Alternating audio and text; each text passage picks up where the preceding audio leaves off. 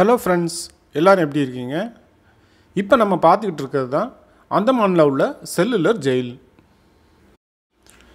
இந்த வீடியோ தொடங்குறதுக்கு முன்னாடி நம்ம விடுதலைக்காக பாடுபட்ட அனைத்து விடுதலை போராட்ட வீரர்களுக்கு முதல் வணக்கம்.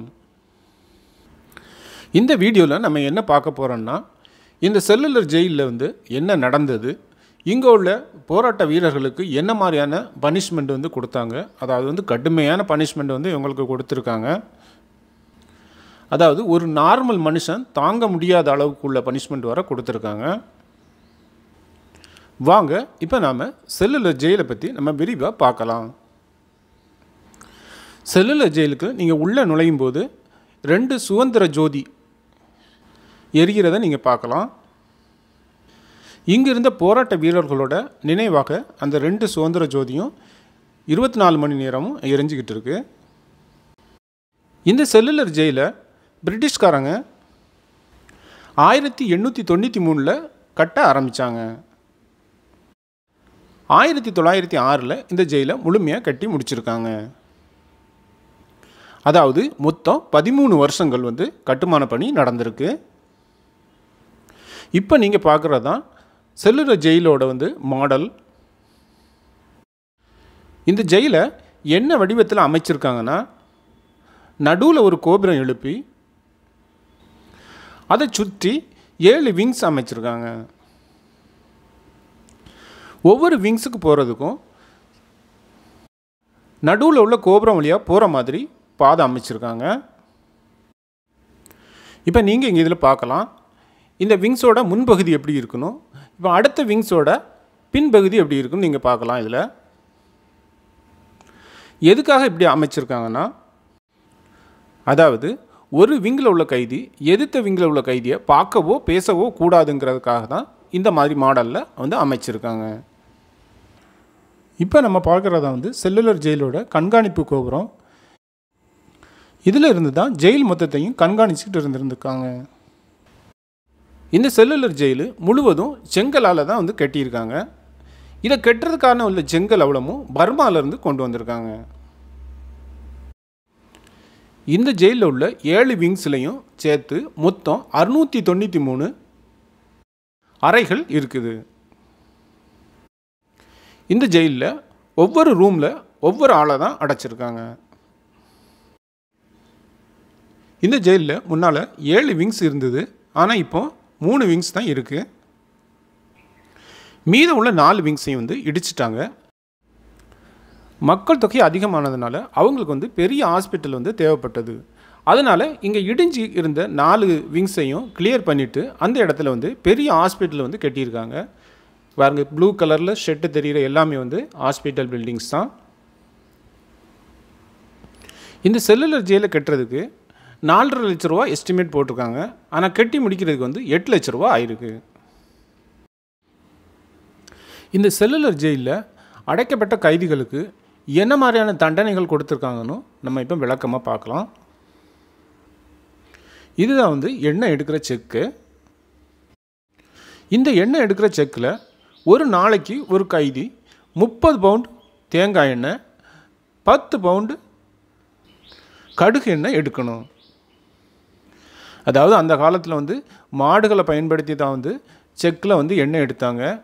ஒரு நாளைக்கு ஒரு மாட்டை பயன்படுத்தி 12 பவுண்டு தேங்காய் எண்ணெய் எடுக்க முடியும். ஆனால் இவங்க ஒரு கைதிக்கு ஒரு நாளைக்கு 30 பவுண்டு தேங்காய் எண்ணெய் எடுக்கணும்னு கட்டாயப்படுத்தியிருக்காங்க. இந்த செக்கில் ஒரு கைப்பிடி தெரியுது பாருங்கள். இந்த கைப்பிடியை பிடிச்சி தான் அவங்க சுற்றி வரணும். அதாவது அவங்க டயர்டாகி நின்னாலோ அல்லது ஸ்லோவாக சுற்றினாலோ பின்னால் இருந்து அதை கண்காணிப்பாளர்கள் அடிப்பாங்க. அடித்து வேகமாக பண்ண சொல்லுவாங்க. இந்த ஜெயிலில் அதிகபட்ச கொடூரமான தண்டனைனா ஃப்ளாகிங் பனிஷ்மெண்ட். இந்த பனிஷ்மெண்ட் எப்படி கொடுக்குறாங்கன்னா, முதல்ல அவங்களோட ட்ரெஸ் அவ்வளோத்தையும் கலத்திட்டு அவங்கள நிர்வாணப்படுத்திடுறாங்க. அப்புறமா அந்த ஃப்ளாகிங் ஸ்டாண்டில் அவங்களோட கைகளையும் கால்களையும் கெட்டிடுறாங்க. பெடெக்ஸில் ஒரு ஒயிட் துணி வச்சு கவர் பண்ணி இடுப்பு பகுதியையும் ஸ்டாண்டோட பிடிச்சி கட்டிடுறாங்க. அதாவது வந்து ஆள் அசைய முடியாத அளவுக்கு கெட்டி வச்சுட்டு அப்புறம் பெடெக்ஸில் வந்து ஒரே இடத்துல வந்து கண்டினியூவாக அடிக்கிறாங்க. இப்படி வந்து கண்டினியூவாக ஒரே இடத்துல அடிக்கிறதுனால பின்னால் உள்ள தோள்கள் அவ்வளவும் கிழிஞ்சு தொங்க ஆரம்பிச்சிருது. இதனால் அவங்களால ஒரு இடத்துல உட்கார முடியாது, ஒழுங்காக நடக்க முடியாது, டாய்லெட் போக முடியாது, இப்படி பல கொடூரங்களை அனுபவித்தாங்க. இப்போ நீங்கள் பார்க்குறது தான் வந்து பனிஷ்மெண்ட் ட்ரெஸ்ஸு. இந்த பனிஷ்மெண்ட் ட்ரெஸ் எதுக்காக கொடுக்குறாங்கன்னா, அதாவது கைதிகள் வந்து ஒருவரோட பேசிக்கிட்டாலோ அல்லது வந்து பிரிட்டிஷ் ஆஃபீஸர் யாரையாவது எதிர்த்து பேசினாலோ இந்த பனிஷ்மெண்ட் ட்ரெஸ் கொடுக்குறாங்க. இந்த பனிஷ்மெண்ட் ட்ரெஸ் போட்டிருக்கிறதுனால உடலில் அரிப்பு ஏற்பட்டு கஷ்டத்துக்கு உள்ளாகிறாங்க.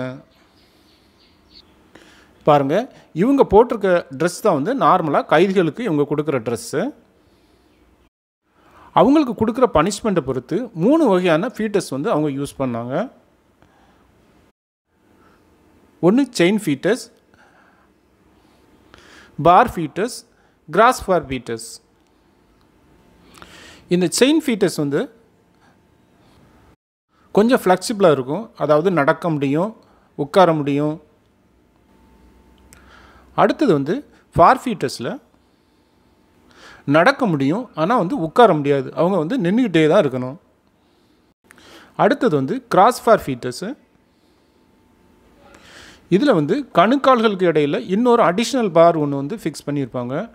இதனால் வந்து கால்களை சேர்த்து வைக்கவோ முடியாது, ஒழுங்காக நடக்கவும் முடியாது, உட்காரவும் முடியாது. அடுத்தது இந்த கழுத்தில் போட்டிருக்கதான் வந்து நெக் ரிங்குன்னு சொல்லுவாங்க. இதில் என்னென்ன இருக்குன்னா, அவங்க எந்த கேஸில் வந்து இந்த ஜெயிலுக்கு வந்திருக்காங்க, அவங்களுக்கு எவ்வளோ நாள் தண்டனை இருக்குது, அந்த டீட்டெயில்ஸ் எல்லாம் இந்த செயினில் வந்து போட்டிருப்பாங்க. போராட்ட வீரர்களுக்கு இன்னொரு கொடுமையான தண்டனை என்ன கொடுத்துருக்காங்கன்னா, தேங்காயிலிருந்து நார்களை வந்து கைகளாலே உரிச்சு எடுக்கணும். இந்த நார்களை வச்சு அவங்க கயிறுகளும் தயாரித்து கொடுக்கணும்.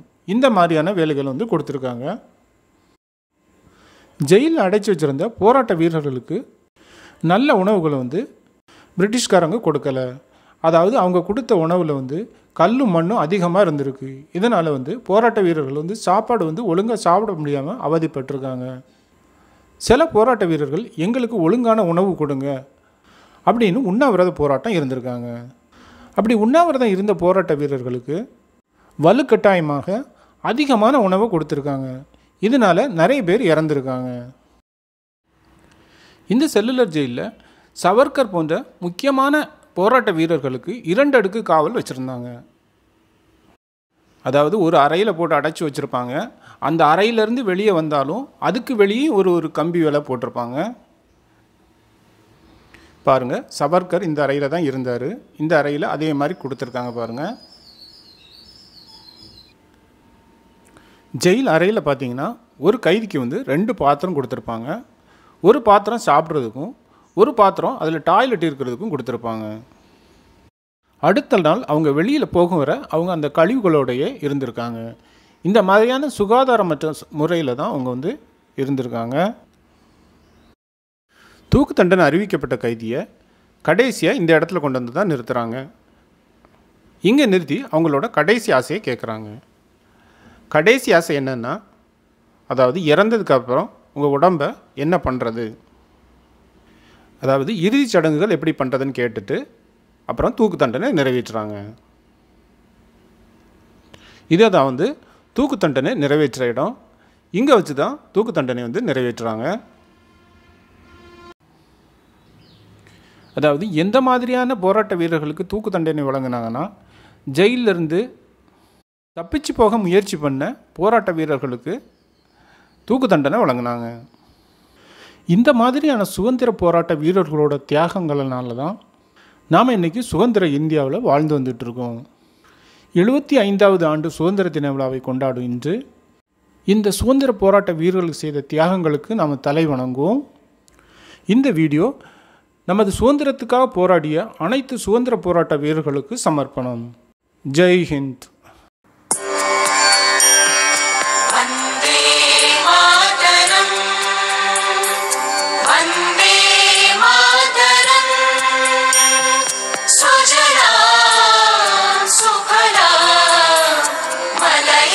शीतला